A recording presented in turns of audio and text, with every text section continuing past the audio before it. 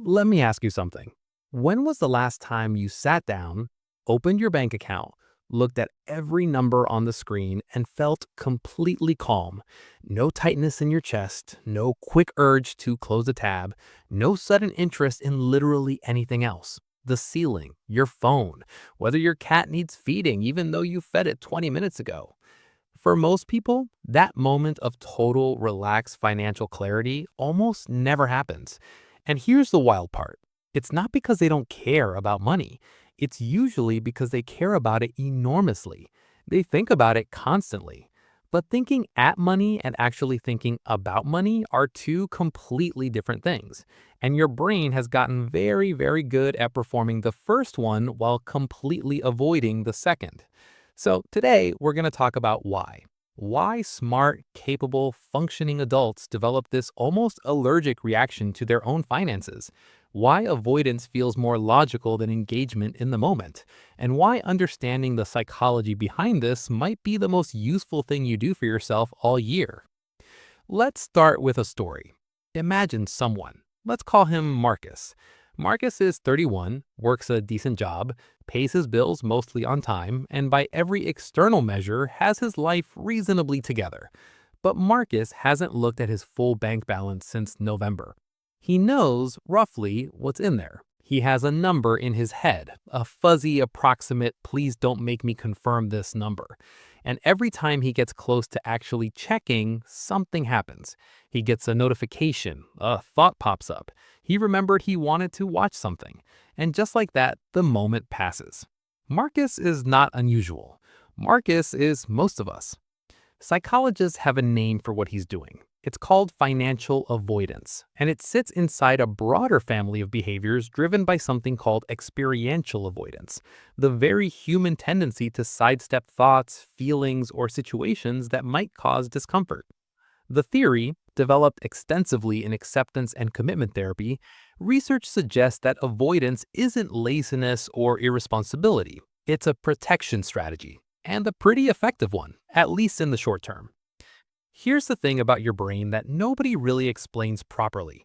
It was not designed for long-term financial planning. Full stop. It was designed for survival in an environment where threats were immediate and physical. A predator in the bushes, a rival in the camp, food scarcity right now. The emotional architecture your brain runs on is ancient, and money, abstract, symbolic, deeply tied to future projections and social meaning, is genuinely hard for that ancient architecture to process without triggering alarm systems. When you think about your finances, you're not just thinking about numbers.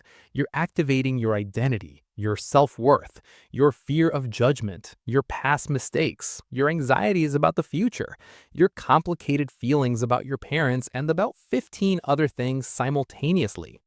No wonder your brain would rather think about literally anything else.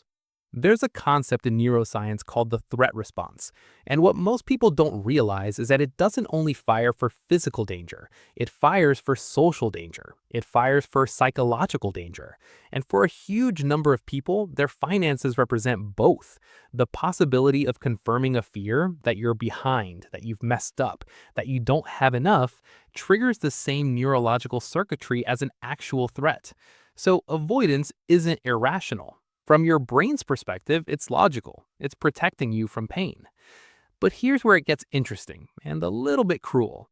Avoidance of anxiety-producing things almost always increases the anxiety over time. It's one of psychology's most well-replicated findings. The thing you avoid grows in your mind. It takes up more psychological real estate than it would if you just looked at it. The unopened bank statement starts to feel like a monster living under your bed. And the longer you don't check, the bigger and more terrifying the monster becomes. Even if were you to actually look, it would turn out to be something manageable. Maybe not perfect, but manageable. Researchers Brad Klontz and Ted Klontz, who spent years studying what they called money scripts, the unconscious beliefs people carry about money from childhood, found that most of these beliefs were formed before age 7, before you could read, before you understood compound interest or credit scores or what a mortgage was. You were already absorbing emotional information about money from the adults around you. You learned whether money was safe or dangerous, whether talking about it was shameful or normal, whether you were the kind of person who had enough or the kind who didn't. Those early lessons don't disappear when you grow up. They go underground. They become the operating system that runs quietly in the background while your conscious mind thinks it's making rational decisions. And one of the most common scripts Clance and his colleagues identified was something like, looking at my finances directly will confirm something bad about me. Not the finances, me. That's not a financial belief. That's an identity belief. And identity beliefs are some of the most stickiest, most defended things the human mind produces. Think about how different that is from, say, avoiding a difficult conversation with a coworker. That's uncomfortable, sure, but avoiding your finances is often avoiding a referendum on your entire sense of self-worth. No wonder we outsource it to the tab-closing, ceiling-staring, cat-feeding part of our brain. And then there's shame. Oh, shame. The great silencer. Studies on financial stress consistently show that people feel more shame about their money situation than almost any other area of life. More than fitness, more than relationships. Money sits at this unique intersection of personal responsibility, social status, and moral judgment that makes it uniquely fertile ground for shame to grow. You feel like you should know, like other people have figured this out, like everyone else is doing it right except you. And that feeling of inadequacy makes the act of looking even more threatening, which makes you avoid it more, which makes the shame louder. It's a loop. And once you're in it, it maintains itself beautifully without any help from you.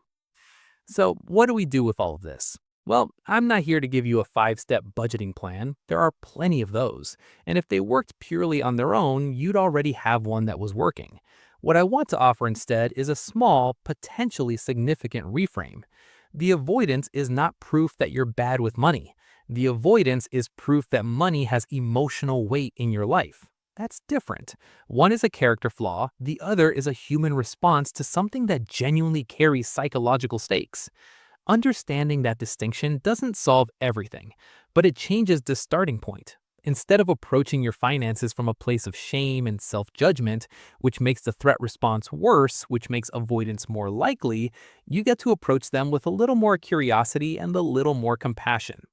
Some of the most interesting work in behavioral finance suggests that when people make even one small, low-stakes contact with their financial reality, checking a balance for 30 seconds, writing down one number, just one, the anxiety decreases slightly, and when they do it again the next day, it decreases a little more. Not because the numbers changed, because the monster under the bed turns out to be slightly less monstrous each time you look at it. Familiarity reduces threat. That's also neuroscience. Your brain literally codes familiar things as safer than unfamiliar ones. So maybe the goal for right now isn't to have a perfect relationship with money.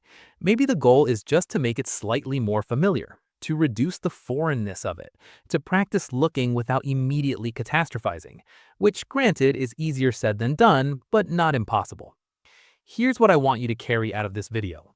The part of you that closes a tab, that fuzzifies the number, that finds 17 other things to do when it's time to deal with the finances, that part of you is not your enemy.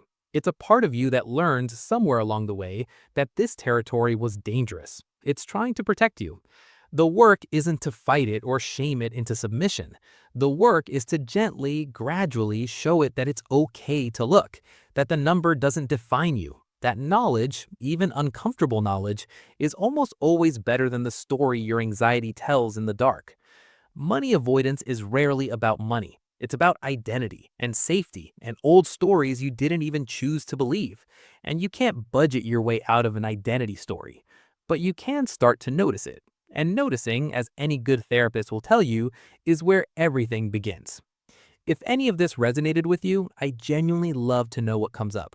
Drop it in the comments, whether it's recognition, pushback, or just a, yep, that's exactly me with the ceiling staring. And if this kind of psychology meets real-life exploration is your thing, stick around. There's a lot more where this came from.